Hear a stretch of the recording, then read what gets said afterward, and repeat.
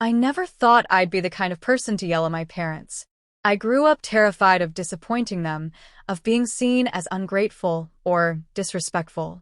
But that night, standing in their kitchen while my kids stared at the floor with their plates still empty, something inside me broke. It wasn't just anger. It was years of being the lesser daughter, years of trying to earn the love they gave my sister so easily.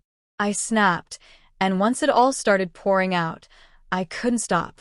My sister, Lila, has always been the golden child. She's 2 years older than me, and from as far back as I can remember, my parents treated her like she could do no wrong. Straight A's, homecoming queen, then married a doctor. Meanwhile, I was the artsy one. The one who got a degree that doesn't really lead anywhere. The one who married a mechanic. Every holiday, every family gathering, every casual Sunday dinner, there was always a subtle, invisible line drawn between us. When we were younger, I brushed it off. I figured it was just sibling dynamics. But as adults, it got harder to ignore. My parents would brag endlessly about Lila's house, her vacations, her husband's career. When it came to me, they'd say something like, "Oh, she's doing her best," with that tight little smile people use when they're pretending to be kind. Still, I tried to maintain a relationship. I wanted my kids, Emma, 9, and Max, 7, to have grandparents in their lives. I didn't want my issues with my parents to spill over into their childhoods. So we visited when we could. I brought food, helped Mom clean up after dinners, tried to stay polite even when my dad made those quiet, cutting remarks about how real success shows up in the paycheck.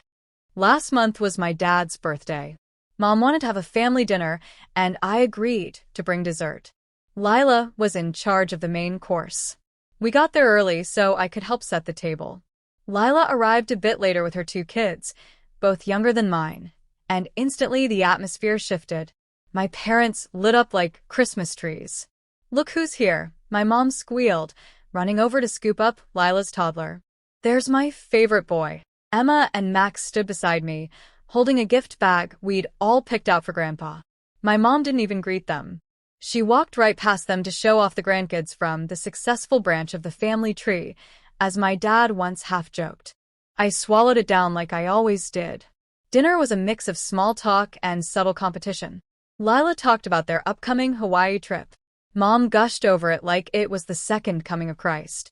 When I mentioned Max's science fair project, my dad nodded vaguely and changed the subject to Lila's new car. Then came the moment. The moment that made me lose all the patience I'd been holding on to for decades. Dinner was served buffet style. Mom announced that the kids could eat first, which made sense. They were hungry and restless. So all the kids lined up with their plates. But then my mom stepped in. "Oh, no, she said gently, stopping Emma. "Let Lila's kids go first, sweetheart. You can wait a bit. We don't want the little ones to get cranky." I froze. Emma looked confused but backed away, motioning for her younger cousins to go ahead. Max did the same. When they finished, there wasn't much food left, mostly scraps of salad and a few pieces of chicken skin. My mom looked at me and said, "We'll make another batch if they're still hungry." I could feel my pulse hammering in my ears. "They're still hungry right now," I said, trying to keep my voice steady. "Oh, come on," my dad chimed in. "They'll be fine. You spoil them too much. Let the little ones eat in peace." "They are little ones," I said, my voice rising.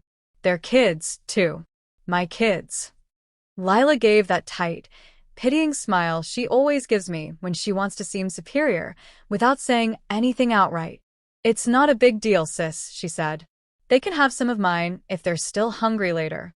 That was it. Something in me just cracked.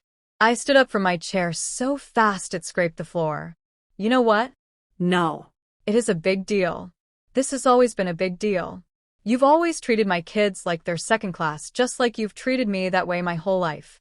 And I'm done pretending it's okay." The room went dead silent. My mom blinked like I'd slapped her. My dad frowned. "Watch your tone," he said quietly, that same tone he used when I was a teenager caught talking back. "My tone." I laughed, but it came out sharp and shaky. "My tone isn't the problem. The problem is the way you've made me feel like a disappointment for 30 years. The way you bend over backwards for Lila and act like my family doesn't exist. My kids notice it now. They see the difference. You think I can just sit here while they're told to wait for leftovers? What the hell is wrong with you? Lila tried to cut in, saying something about how I was overreacting, but I wasn't hearing her anymore. I was shaking. Years of quiet resentment were spilling out all at once. You know, I used to make excuses for you, I said, pointing at my mom.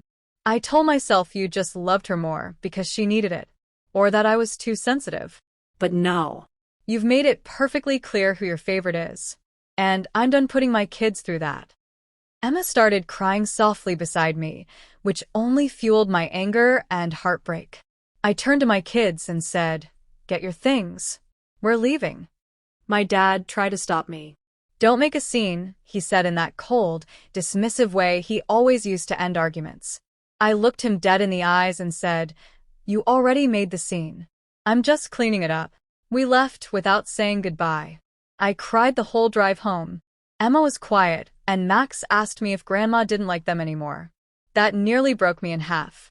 I told them that Grandma and Grandpa were just being unfair and that it had nothing to do with them, but I could tell the damage was done. For the next few days, I ignored every call from my parents. My mom texted me, saying I embarrassed her in front of the family.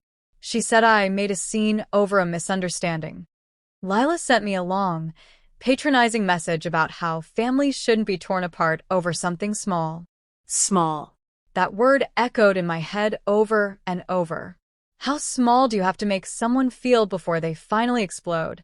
How small do you think a person becomes after years of being told, directly and indirectly, that they're less worthy of love, of pride, of a damn plate of food? After a week, my dad showed up at my house unannounced. My husband was home, and he told me to stay calm. Dad came in, arms crossed, and started in on his usual lecture about respect and family unity. I told him that respect goes both ways, and that until he and Mom could treat my kids equally, I wasn't coming back. He said, "You're blowing this out of proportion," which made me laugh bitterly. "I'm not blowing anything out of proportion," I said. "You've been doing this for years. I've just finally stopped pretending it doesn't hurt." He left without another word. That was 3 weeks ago. I haven't spoken to them since. My mom's been texting apologies, though they don't really sound like apologies, more like attempts to smooth things over, so she doesn't look bad in front of Lila. She said she didn't realize how it came across. But the thing is, she did realize. They both did. They just didn't care. I keep replaying that moment in my head, the look on Emma's face when she was told to wait. The way her eyes dropped to the floor. I'll never forget it. And as much as it hurts, I think that was the moment I finally understood that keeping my parents in my life, at least the way things are now, does more harm than good. I don't know what the future holds. Maybe one day they'll see what they did. Maybe they'll apologize for real. Or maybe they won't. But I do know this. My kids will never have to sit quietly and wonder if they're not good enough again. Not while I'm still breathing. I guess that's what finally broke me. Not the food, not the favoritism, not even the years of being overlooked. It was seeing my own children start to believe that they deserved less. And that was the moment I snapped, not out of anger, but out of love. Because I'd rather be the daughter who walked away than the mother who let her kids feel small.